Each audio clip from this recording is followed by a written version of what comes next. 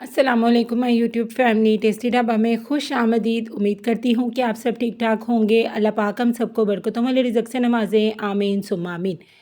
आज मैं आप लोगों के लिए समर स्पेशल में बहुत ही ज़बरदस्त खुबानी की चटनी की रेसिपी लेकर आई हूँ। गर्मियों के मौसम में चटनियाँ, अचार बहुत ही ज़्यादा पसंद की जाती हैं। तो ये जो चटनी है ये तो इतनी ज़्यादा मज़ेदार बन के तैयार होती है ना कि आप लोगों का दिल इसे करेगा कि आप लोग चमचियों के साथ ये जो चटनी है ना वो खाएँ, इतनी लाजवाब बन के ये तैयार होती है। बस आप लोगों ने एक काम करना है कि वीडियो को बिना स्किप के लास्ट तक देखना है ताकि आप लोग ये ज़बरदस्त सी चटनी अपने घर में बनाकर तो एंजॉय कर सकें। तो यहाँ पे सबसे पहले बिस्मिल्लाहिर्रहमानिर्रहीम मैंने ले ली है तकरीबन 1 पाव खुबानी। खुश्क खुबानी है ये, तो इसे मैंने अच्छे तरीके से पानी से वॉश कर दिया था क्योंकि आपको पता है इसके अंदर बहुत ही ज़्यादा मिट्टी और डस्ट होती है। और मैंने इसे नीम गर्म पानी में तकरीबन 3 से 4 घंटे के लिए भिगो दिया था। आपके पास टाइम है तो आप इसे पूरी रात के लिए भी भिगो सकते हो।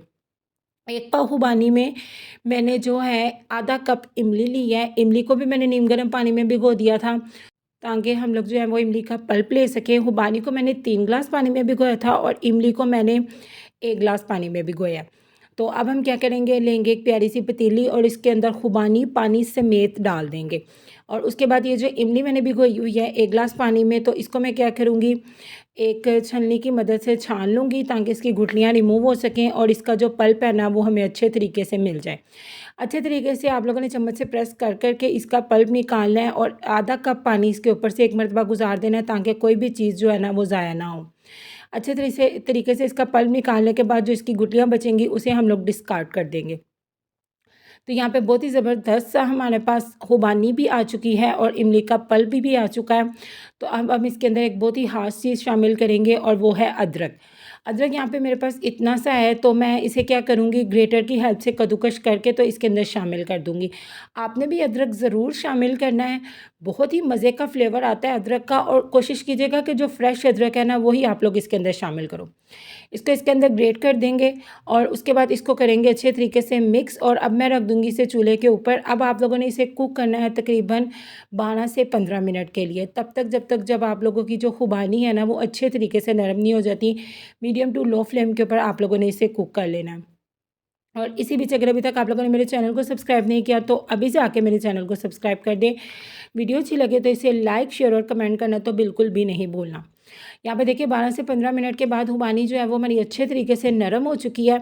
तो अब मैं क्या करूँगी, इसकी फ्लेम को ऑफ़ कर दूँगी और इसे नीम गर्म हो जाने दूँगी ताकि हम लोग इसे ब्लेंडर जग में डाल के ना इसका एक दरदरा सा ना पेस्ट बना लें। अगर आप लोग गरम-गरम करोगे तो मशीन ख़राब होने का खतरा है, इसलिए आप लोगों ने इसे ठंडा करके ही इस तरह का काम करना है। ये देखिए हल्का नीम गर्म हो गया, तो अब मैं क्या करूँगी, इसे ब्लेंडर जग में डाल के तो इसका ना दरदरा सा आप लोगों ने पेस्ट बना लेना है। पानी आप लोगों ने इसके अंदर अभी और शामिल नहीं करना। फिर से उसी कढ़ाई को चूल्हे पे रखूँगी और इसके अंदर वो जो हमने पेस्ट बनाया हुआ वो शामिल कर देंगे। जग में जो लगा हुआ बच गया उसे ज़ाया बिल्कुल नहीं करना। आधा ग्लास पानी लेके तो अच्छे तरीके से आप लोगों ने जग में तो ना इसके अंदर खंगाल डाल देना। अब चूल्हा जला के नीचे तो आप लोगों ने इसे मीडियम फ्लेम के ऊपर पकाना स्टार्ट करना है। पहले तो आपने पानी को इसके अंदर अच्छे तरीके से मिक्स करना है। अब यहाँ पे आधा कप मेरे पास चीनी है, तो वो इसके अंदर शामिल कर देंगे। अगर आपकी खुबानी ज़्यादा खट्टी है तो आप लोग ज़्यादा चीनी भी शामिल कर सकते हो। आधा कप मैंने यहाँ पे चीनी शामिल किया, बहुत ही मज़े का खट्टा मीठा सा फ्लेवर आएगा हमारी चटनी का। अब इस स्टेज पे क्या होगा कि चीनी भी जो है वो पानी छोड़ेगी और ऑलरेडी हमने इसमें जो आधा कप पानी शामिल किया, तो आप लोगों ने नहायत एहतियात से काम करना है।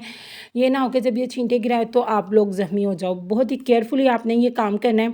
इसके अंदर डालेंगे स्पाइसेस, हाफ़ टेबल स्पून नमक का शामिल करूँगी, हाफ़ टेबल स्पून ही मैं यहाँ पे शामिल करूँगी पिसी हुई लाल मिर्च का, 1 टीस्पून मैं यहाँ पे शामिल करूँगी चिली फ्लेक्स का और हाफ़ टी स्पून मैं यहाँ पे शामिल करूँगी काला नमक। बहुत ही मज़े का फ्लेवर आएगा।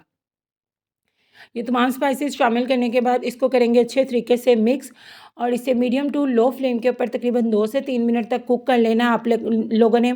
इससे क्या होगा, एक तो हमारी जो चटनी है वो थिकनेस की तरफ चली जाएगी, गाढ़ी होना शुरू हो जाएगी और ये जो नमक मिर्च है ना उसका जो कच्चापन है वो भी ख़त्म हो जाएगा। तो बस आप लोगों ने मीडियम टू लो फ्लेम पे इसे कुक कर लेना है। तो यहाँ पे देखिए हमारी जो चटनी है ना वो काफ़ी हद तक थिक भी हो गई है और इसमें नमक मिर्च भी अच्छे तरीके से मिक्स हो गया है। इस स्टेज पे आप चेक कर सकते हो, अगर आपको कम लगे तो आप और भी ऐड कर सकते हो। तो अब यहाँ पे मैं 1/4 कप ले लूँगी सिरका, ताकि इसकी शेल्फ़ लाइफ़ में इज़ाफ़ा हो सके। 1/4 कप इसके अंदर सिरका ऐड करेंगे। सिरका ऐड करने के बाद सिर्फ़ 1 से डेढ़ मिनट तक आपने इसे कुक करना है। लो फ्लेम के ऊपर आपने इसे कुक करना है और सिर्फ़ 1 से डेढ़ मिनट के बाद आपने इसकी फ्लेम को ऑफ़ कर देना है। सिरका शामिल करने के बाद आपने इसे डेढ़ 2 मिनट से ज़्यादा बिल्कुल भी नहीं पकाना। तो यहाँ पे देखिए मैंने इसे कुक कर लिया है। अब मैं इसकी फ्लेम को ऑफ़ कर दूँगी और इसे ठंडा होने के लिए एक साइड पे रख दूँगी।